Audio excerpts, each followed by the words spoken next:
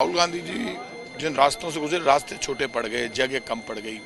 बसों के ऊपर, जीप के ऊपर, कुर्सियों के ऊपर, पेड़ों के ऊपर, छतों के ऊपर, पुलिया के ऊपर लोग खड़े होकर हाथ हिलाकर अभिवादन कर रहे थे। कोई हाथ जोड़ रहा था, लोग रोने लग गए उनसे मिलकर। और लोगों को एक उत्साह, उमंग है।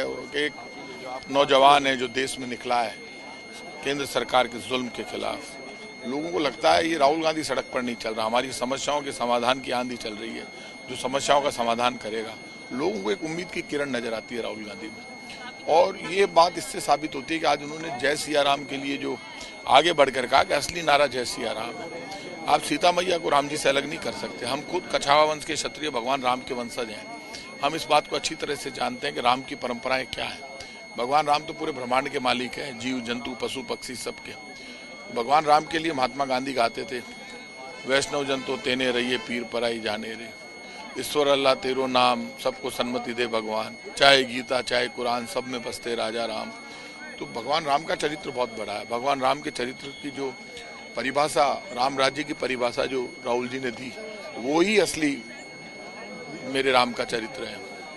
भगवान राम का नाम लेकर प्यार प्रेम का संदेश दिया जाता है। उन्होंने कहा नफरत के लिए कोई जगह नहीं है। भगवान राम का नाम तो प्यार देता है, सेवा देता है लोगों को, और आप नफरत फैलाते हैं। तो ये बड़ी सोच के साथ राहुल गांधी जी ने आज सबको संबोधित किया। और जो स्वागत राहुल गांधी जी का हुआ है, उसने तो पूरे देश में बीजेपी को समझ जाना चाहिए कि एक नौजवान निकला है पूरे देश में, और ये आंधी अब रुकने वाली नहीं है। ये पूरे देश में जब श्रीनगर राहुल जी पहुंचेंगे तब पूरा देश बदल जाएगा, क्योंकि देश जानता है कि आज भी लोग याद करते हैं। आज उन्होंने कहा कि 400 रुपये का सिलेंडर यूपीए के शासन में, बहुत बड़ी बात है।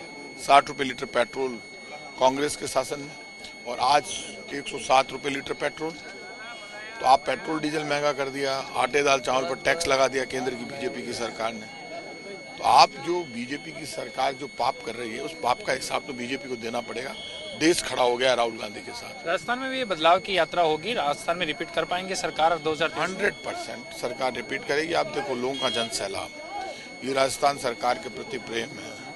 खुद मुख्यमंत्री मंच पर थे, सब तरफ से एक ही आवाज थी, आंखों में चमक थी, और इसमें तो कोई दोहराई नहीं। राम राज्य यहाँ पर है, जन कल्याण और विकास की सारी योजनाएं राजस्थान की सरकार चला रही है। एक सवाल और, श्री राम के लिए कहा जा रहा है कि श्री राम में जो श्री है वो भी लक्ष्मी का रूप है, तो वो सीता माता का रूप है, ऐसा कर रहे हैं भाजपा? तो ये जो बात कर रहे हैं आज तक, ये जो बड़ी बड़ी बातें कर रहे हैं, अब अचानक बीजेपी वाले इस तरह से जवाब देने लग गए। क्यों डॉक पे आ गए क्या?